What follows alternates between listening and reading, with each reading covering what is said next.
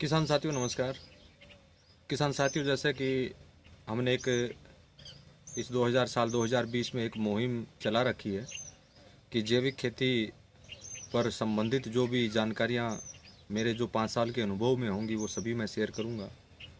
और उसको हम सबसे मेन जो मुख्य बिंदु का जो केंद्र बनाया उसे हमने वेस्टी कंपोजर बनाया और रियल में है भी।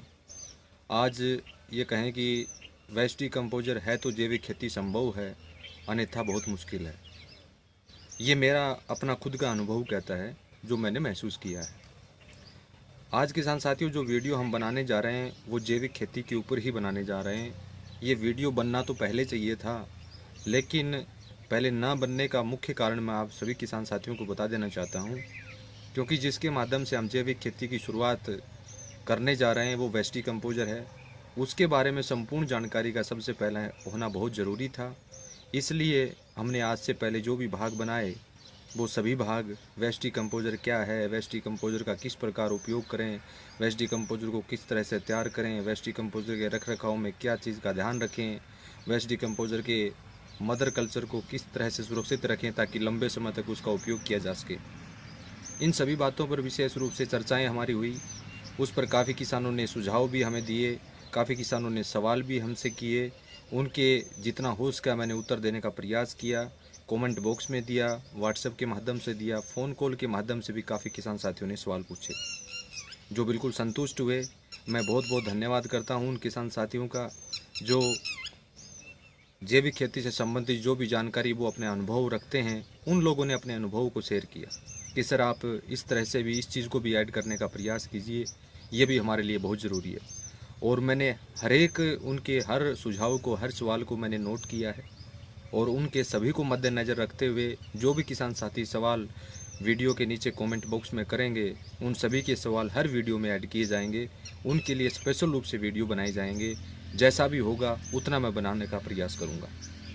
किसान साथियों, आज हम बात करते हैं जैविक खेती क्या है, जैविक खेती क्यों करना ज़रूरी है और जैविक खेती आने वाले समय के लिए क्यों ज़रूरी हो गई। अगर जैविक खेती है तो हमारा स्वास्थ्य सुरक्षित है। इन सभी बातों पर हम बातचीत करेंगे। किसान साथियों, आज जैविक खेती की शुरुआत तो काफ़ी साल पहले हो चुकी थी। काफ़ी लोगों ने, काफ़ी तरह की प्रोडक्ट कंपनियों ने इस जैविक खेती का तरह तरह के नाम आज हमारे बीच में लाकर खड़े कर दिए। कोई जैविक खेती को जीरो बजट पद्धति कहता है, कोई जैविक खेती को गो आधारित खेती कहता है, कोई जैविक खेती को जीवामृत एक घनी अमृत खेती कहता है। लेकिन सबका उद्देश्य किसान साथियों एक ही है कि रासायनिक को छोड़ा जाए। किस तरह से इस रसायन से मुक्त हम पाएँ, किस तरह से इस रसायन से हमें मुक्ति मिले, सबका उद्देश्य एक ही है। काफ़ी किसान साथी वेस्टी कंपोजर से संबंधित खेती करते हैं, इसके आधारित जैविक खेती को आगे बढ़ाने का काम कर रहे हैं। काफ़ी किसान साथी जीवामृत, एक घनी अमृत, पंचगव्य, इस पर जैविक खेती करने का काम कर रहे हैं। कुछ किसान साथी इन सभी को ऐड करके वहाँ जीवामृत भी वो वेस्टी कंपोजर के माध्यम से बना रहे हैं, पंचगव्य भी वेस्टी कंपोजर के माध्यम से बना रहे हैं, जैविक कीटनाशक भी वो वेस्टी कंपोजर के माध्यम से बना रहे हैं। कुछ फार्मर इस तरह से ऑर्गेनिक फार्मिंग जो आज के समय में कर रहे हैं। लेकिन मैं जो फ़ोन कॉल आते हैं या जो सवाल जवाब आते हैं उनकी अगर मैं तुलना करूं तो सबसे ज़्यादा अगर जैविक खेती करने वालों की संख्या अगर कहें तो वो वेस्टी कंपोजर आधारित है। क्योंकि आज वेस्टी कंपोजर ने किसान की काया पलट करने का काम किया। आज वेस्टी कंपोजर ने ज़मीन से लेकर ऊपर तक हमें लाभ पहुंचाने का काम जो किया है वो सभी किसान साथी अच्छी तरह जानते हैं, सुव्यवस्थित ढंग से जानते हैं, सभी ने उपयोग किया है। हमारे बीच में ऐसे किसान साथी भी हैं जो 4 साल से उपयोग कर रहे हैं। हमारे बीच में ऐसे किसान साथी हैं जो 3 साल से उपयोग कर रहे हैं, 2 साल से उपयोग कर रहे हैं। जैसा भी उनका रिजल्ट आता है वो वीडियो के माध्यम से बताने का प्रयास करते हैं। किसान साथियों, आज जैविक खेती क्यों करना ज़रूरी हो गया है? जैविक खेती है क्या? जैविक खेती किसान साथियों उसे कहते हैं जो रसायन को बंद करके और जो हमारी जो प्रकृति ने जो हमें दिया उस पर आधारित हम खेती करें, उसे जैविक खेती कहा जाता है। यानी जिस खेती में रसायन का बिल्कुल भी उपयोग ना हो उसे हम जैविक खेती कहते हैं। जैसे कि यूरिया, डीएपी, एमएनपी, पोटास या रासायनिक पेस्टिसाइड, किसी का भी उपयोग उसमें ना किया जाए, उसे हम जैविक खेती कहते हैं। जैविक खेती की आवश्यकता क्यों हुई? आज से 60 साल पहले जब हरित क्रांति की शुरुआत हुई तो किसानों ने यूरिया डीएपी की शुरुआत की। यूरिया डीएपी उस समय किसान साथियों ने मात्र 5 किलो 10 किलो पर आधारित शुरू किया था, लेकिन आज हालात इतने विपरीत आ चुके हैं कि वहाँ किसान साथी 4 से 5 बोरे यूरिया के डालने के काम कर रहे हैं। डीएपी की अगर बात करें, वो भी 5 किलो से शुरुआत हुई थी, लेकिन आज हालात इतनी पैदा हो चुकी हैं कि एक एक या डेढ़ डेढ़ बोरा किसान साथी फास्फोरस की पूर्ति के लिए डीएपी को खेत में डालने का काम कर रहे हैं, जिसकी इतनी कभी आवश्यकता ही नहीं है। किसान साथियों, आज जो यूरिया डीएपी का आप उपयोग कर रहे हैं, मुश्किल से 50 किलो अगर कट्टे की बात करें तो 20 किलो यूरिया और 20 किलो ही डीएपी पौधे को मिल पाती है। बाकी जो 70% जो यूरिया और हमारी डीएपी है वो लिक्विड फॉर्म में चली जाती है नीचे ज़मीन में, और वहाँ जाके एक रॉक फॉस्फेट परत बना लेती है, जिससे कि ज़मीन का वाष्पीकरण रुक जाता है। ऊपर बरसात का जैसे पानी होता है, पहले हमारे खेतों में केंचुए हुआ करते थे, जिस वजह से वो नीचे से लेकर ऊपर तक आते थे जाते थे। 24 से 48 घंटे में काफ़ी राउंड वो लगाते थे, जिस वजह से ज़मीन के अंदर सुराख होता था, वाष्पीकरण होता था। जैसे ही बरसात होती थी तो बरसात का पानी नीचे जाता था और हमारा जल स्तर जहाँ था वहीं का वहीं रहता था। आज हालात ऐसी पैदा हो गई, रासायनिक खेती के कारण हमारा जो जल स्तर है वो लगातार घटता जा रहा है। आने वाले समय में एक सबसे भयंकर जो समस्या हमारे सामने आएगी वो पानी की आएगी, वो सभी किसान साथी अच्छी तरह से भली भांति जानते भी हैं। आज रासायनिक उर्वरकों के अत्यधिक उपयोग के कारण, आज रासायनिक खादों के अत्यधिक उपयोग के कारण और रासायनिक पेस्टिसाइडों के अत्यधिक उपयोग के कारण जो हमारे स्वास्थ्य के साथ जो खिलवाड़ हो रहा है वो सभी किसान साथी भली भांति जानते हैं। कोई ऐसा परिवार बाकी नहीं है जिस परिवार में कोई इंसान बीमार ना हो, या कोई ऐसा गांव बाकी नहीं है जिस गांव में कैंसर का मरीज ना हो, या कोई ऐसा जगह बाकी नहीं है, कोई ऐसा समाज बाकी नहीं है जिस समाज में एक कैंसर जैसी, डायबिटीज़ जैसी, या जो भी आज जो चल रही है कोरोना जैसी भयंकर बीमारी का प्रकोप ना देखने को मिले। आज हम अपने सिक्किम की बात करें, सिक्किम एक ऐसी जगह है जहाँ पर आज तक कोरोना से संबंधित कोई भी केस हमारे सामने नहीं आया। वो क्यों नहीं आया?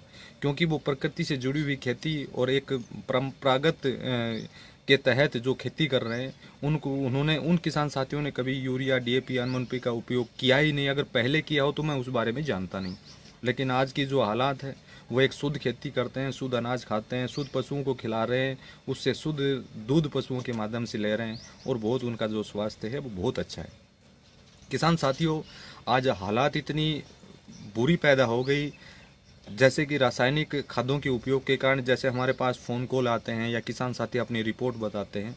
मैंने काफ़ी किसान साथियों की ज़मीन की जांच जो रिपोर्ट है, यानी मिट्टी जांच जो रिपोर्ट है, मैंने देखी है। मैंने मोस्टली मेरा एक मेन उद्देश्य मैंने अपना बना लिया है। जब भी कोई भी किसान साथी ऑर्गेनिक खेती की में आने का प्रयास करता है तो मैं उस किसान साथी से यही रिक्वेस्ट करता हूं कि आप जैविक खेती करने से पहले आप अपनी ज़मीन की लैब टेस्टिंग और पानी की लैब टेस्टिंग करवाने का कष्ट करें, जिसमें से 80% लोगों ने ये करवाया, और उसमें से जो निकल के आया वो मैं किसान साथियों आपके सामने शेयर करना चाहूँगा। आज जो हमारा ऑर्गेनिक कार्बन 0.97 के आसपास होना चाहिए, वो ऑर्गेनिक कार्बन 0.24, 0.32, 0.65, 0.47, 0.17 की हम बात करें, 17 की बात करें, 0.17 भी मैंने ऑर्गेनिक कार्बन देखा। हमारे हरियाणा की हालत है ये। तो किसान साथियों, अगर ऐसी हालात रही, इसी तरह हम यूरिया, डीएपी, एमएनपी, रासायनिक पेस्टिसाइड, खरपतवार नाशक, तरह तरह की जो जहर हम खेतों में डालने का काम कर रहे हैं, उसका खामियाजा हमें आने वाले समय में बहुत भयंकर देखने को मिलेगा। किसान साथियों, हर इंसान चाहता है कि हम शुद्ध खाएं और शुद्ध खिलाएं, लेकिन फिर भी नहीं कर रहे। क्यों नहीं कर रहे? क्योंकि उनके बीच में जो ठेकेदार बन के पैदा हुए, कुछ तो हमारी जो हालात ख़राब जो कर दी वो यूट्यूब के कुछ यूट्यूबरों ने कर दी, जो तरह तरह की वीडियो जोड़ के अपने यूट्यूब चैनल की टीआरपी बढ़ाने के चक्कर में उन लोगों ने तरह तरह के जो वीडियो बना के हमारे बीच में जो पेश करने का काम किया, उससे किसान भ्रमित हुआ। मैं उन सभी यूट्यूबर चैनलों से के जो भी निर्माता हैं या जो भी वो यूट्यूब चलाते हैं या वीडियो बनाते हैं, उनसे मैं ये निवेदन करना चाहूँगा कि आप प्लीज़, रिक्वेस्ट है आपसे, आप कोई अन्य क्षेत्र चुन लें ताकि किसान साथियों के साथ ये खिलवाड़ ना हो। क्योंकि आज हमारे इंडिया में काफ़ी तरह की कंपनियां हैं, काफ़ी तरह के प्रोडक्ट मार्केट में हैं, उनके ऊपर आप वीडियो बनाइए अगर आपके पास कोई काम नहीं है तो। लेकिन किसान साथियों को भ्रमित करने का काम ना कीजिए। कोई किसी को मल्टीप्लाई कर रहा है, कोई किसी को यूज करवा रहा है, कोई किसी को यूज करवा रहा है, लेकिन जब वो धरातल पर किसान जाने का काम करता है तो वहाँ रिपोर्ट जो आती है वो नहीं लाती हैं। उससे किसान जो भ्रमित हुआ, किसान का विश्वास खत्म हुआ और वो जैविक खेती के बारे में कभी सोच भी नहीं सकता। आज मैं उन किसान साथियों से निवेदन करना चाहूँगा, रिक्वेस्ट करना चाहूँगा। काफ़ी किसान साथियों के मेरे सामने सवाल आते हैं कि सर हम जैविक खेती कर तो ले, लेकिन उत्पादन क्या वैसा होगा। किसान साथियों, जैविक खेती एक ज्ञान की खेती है। अगर उसकी संपूर्ण जानकारी लेके आप जैविक खेती करने का प्रयास करेंगे तो आपका उत्पादन कभी कम नहीं होगा। मैं उन किसान साथियों से कहना चाहूँगा जिन किसान साथियों ने जैविक की शुरुआत कर दी है या शुरुआत करने वाले हैं, वो जिस क्षेत्र में करने वाले हैं सबसे पहले वहाँ का मिट्टी जाँच और पानी जाँच अवश्य करवाएँ। और जिन किसान साथियों ने अभी तक नहीं करवाई है वो अवश्य करवाएं, क्योंकि उससे हमारी ज़मीन की जो कंडीशन है, ज़मीन का जो इतिहास है, उसके बारे में हम भली भांति वाकिफ़ हो जाएंगे और उसके अनुसार ही हम आगे की तैयारी जो करेंगे। अब हालात ऐसी पैदा हो रही हैं कि हमारे खेत में नाइट्रोजन की डेफिशिएंसी है नहीं, पोटास की डेफिशिएंसी है नहीं, हम दे दनादन यूरिया डीएपी का उपयोग कर रहे हैं।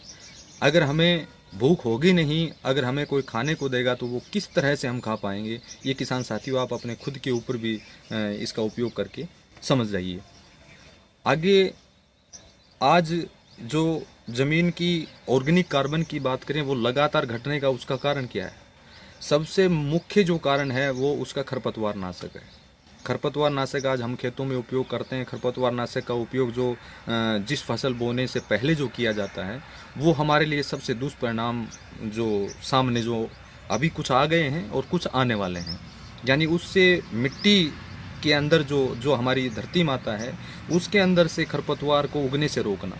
यानी कोई भी प्रजनन अगर हो रहा है, उस प्रजनन को अगर आप अंकुरित होने से अगर रोकेंगे तो उसके आने वाले समय में जो परिणाम होंगे उसके बारे में ज़्यादा मेरे को बताने की आवश्यकता नहीं है।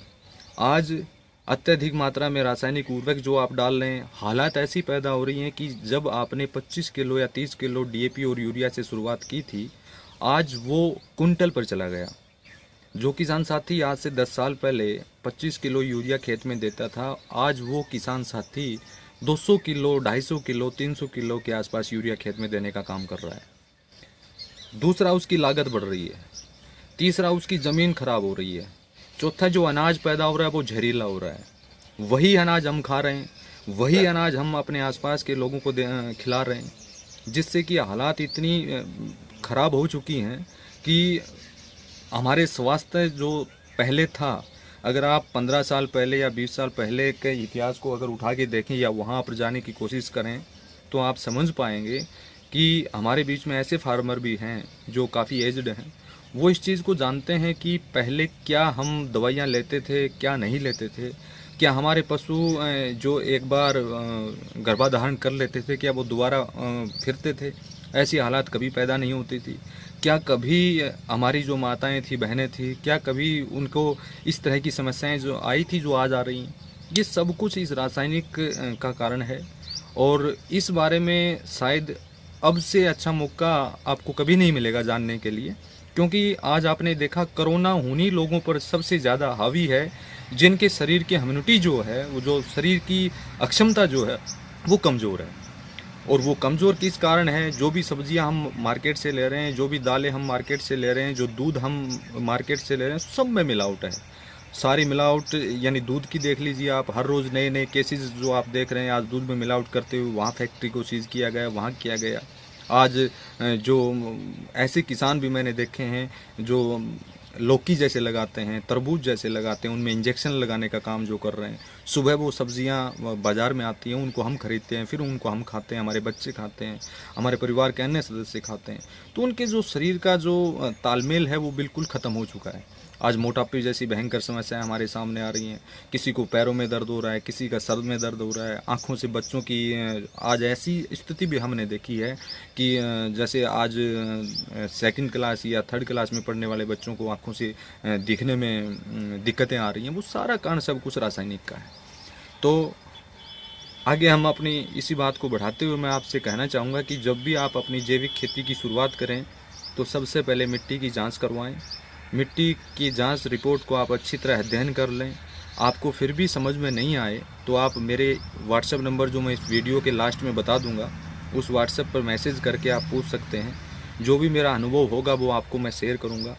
उसमें जब भी आप जैविक खेती की शुरुआत करने की सोचें या जो सोच भी रहे हैं, उन लोगों से मैं ये कहना चाहूँगा जो जिन किसान साथियों की 5 एकड़ जैसे ज़मीन है, लैंड है, तो वो किसान साथी पूरी खेत में जैविक खेती की शुरुआत ना करके कुछ क्षेत्र में जैविक खेती करने का प्रयास करें। जैसे 1 एकड़ में शुरुआत करें, धीरे धीरे उसको आगे बढ़ाएं। उससे फ़ायदा ये होगा, एक तो जैसे हम बार बार बात करते हैं कि उत्पादन कम होगा, पता नहीं उत्पादन होगा या ना होगा। वो उत्पादन कम होने का भी मुख्य कारण ये है कि आपने आज से पहले उस खेत में बहुत अधिक मात्रा में रासायनिक खादें डाली हैं, रासायनिक पेस्टिसाइड्स का उपयोग किया है। उस वजह से ज़मीन का पीएच मान बढ़ गया, ऑर्गेनिक कार्बन घट गया। वहाँ पर हमें फर्टिलाइज़र की आवश्यकता थी। जो भी हम जैविक उत्पाद जो बना रहे हैं वो सोलुबल हो के उन पौधे को नहीं मिल रहा है। जैसे नाइट्रोजन बनाते हैं या फास्फोरस बनाते हैं, क्योंकि वो सारी चीज़ें जब मिलेंगी जब हमारी ज़मीन का ऑर्गेनिक कार्बन 0.97 के आसपास होगा, तभी जाके वो पौधे उसको ग्रहण कर पाएंगे। इस चीज़ को आप भले ही मान लीजिए। आज बार बार क्वेश्चन सवाल भी आते हैं और हम बताने का भी प्रयास करते हैं कि ज़मीन का पीएच मान कैसे हम घटाएं, ज़मीन का ऑर्गेनिक कार्बन हम कैसे बढ़ाएं। तो ज़मीन के ऑर्गेनिक कार्बन और पीएच मान के ऊपर मैं एक वीडियो विस्तार से बनाऊंगा, तब भी आप इसको समझ भी पाएंगे। आज मैं इसमें ज़्यादा ऐड नहीं करूंगा क्योंकि ये वीडियो लंबा हो जाएगा। तो किसान साथियों, सबसे आसान तरीका है कि अपने खेत में हरी खाद लगाएं, गोबर की खाद खेत में डालें, वेस्ट डिकम्पोजर के माध्यम से उपचारित करके खेत में डालें, और जिससे धीरे धीरे आपका ऑर्गेनिक कार्बन बढ़ना स्टार्ट होगा। फसल चक्र को अपनाएं, एक ही फसल हर बार उस खेत में ना लगा के अलग अलग क्षेत्र में उसको लगाने का काम करें, और सबसे ज़्यादा दलहनी फसलें लेने की कोशिश करें ताकि ज़मीन का ऑर्गेनिक कार्बन जो कंटेंट है वो आपका जल्दी बढ़ पाए। ज़मीन का पीएच मान का लगातार बढ़ना भी एक रासायनिक है। हमारा ज़मीन का लवणीय पानी भी इस चीज़ का दोषी है। तो वो धीरे धीरे उसके ऊपर हम आगे विस्तार से बात करेंगे। आज हमारा मेन उद्देश्य था कि जैविक खेती क्या है, जैविक खेती करना ज़रूरी क्यों हुआ, उन विषयों पर हमने विस्तार से बातचीत भी की है। फिर भी अगर किसी कारणवश कोई ऐसी चीज़ मेरे से छूट भी जाती है बीच में, तो आप कमेंट बॉक्स में जाके सवाल कर सकते हैं। आपको जो जानकारी मेरे को होगी वो मैं आपको ज़रूर शेयर करूँगा। तो किसान साथियों, इस तरह से आप जैविक खेती की शुरुआत कर सकते हैं। आज तरह तरह की जो बाज़ार में जैविक खेती के बारे में चर्चाएं कर रहे हैं, उस चीज़ को प्रैक्टिकली भी आप देखने की कोशिश कीजिए। जैसे आज मैं वेस्ट डिकम्पोजर आधारित कर रहा हूँ, कोई जीवामृत घनी अमृत के आधारित कर रहा है, उस फील्ड का भी आप एक बार मुआयना करें, अवलोकन करें। आप जाएँ, उस ज़मीन को देखें, वहाँ की कंडीशन को बिल्कुल उस किसान से, फार्मर से पूछें कि आपने किस तरह से शुरुआत की, किस तरह से आज इतनी अच्छी आपने उपलब्धि प्राप्त की। वो सारी जानकारियाँ आप फील्ड में जाके भी किसान साथी से प्राप्त कर सकते हैं। तो किसान साथियों, आज का विषय मैं यहीं समाप्त करूंगा, क्योंकि इसका दूसरा भाग, जो जैविक खेती का दूसरा भाग है, वो मैं अगले जो 6 नंबर जो भाग हमारा आएगा उसमें मैं चर्चा करूंगा, क्योंकि काफ़ी पॉइंट जो ऐसे रह गए जो अभी बताने ज़रूरी हैं, जो जैविक खेती से ही जुड़े हुए हैं कि किन किन चीज़ों का जैविक खेती में हम सहारा ले सकते हैं ताकि हमें आगे आने वाले समय में कोई किसी तरह की परेशानी नहीं आए। आज हमारा मेन जो मुख्य उद्देश्य था वो जैविक खेती क्या है और वो करना क्यों ज़रूरी है, उस विषय पर हमने विस्तार से बातचीत की है। इसमें भी अगर आपका कोई सवाल या कोई जवाब बनता है तो वो ज़रूर आप कमेंट बॉक्स में जाके बताने का काम कीजिए। और अगर ये वीडियो आपको अच्छा लगे और इस वीडियो में आप कुछ सीख पाएँ तो इस वीडियो को ज़रूर शेयर कीजिए। और इसी के साथ मैं अपना मोबाइल नंबर बताते हुए वीडियो की समाप्ति करता हूँ। 999 14 77 77 5 999 14 77 775। तो इसी के साथ किसान साथियों, नमस्कार, राम राम, सत श्री अकाल, आदाब, धन्यवाद।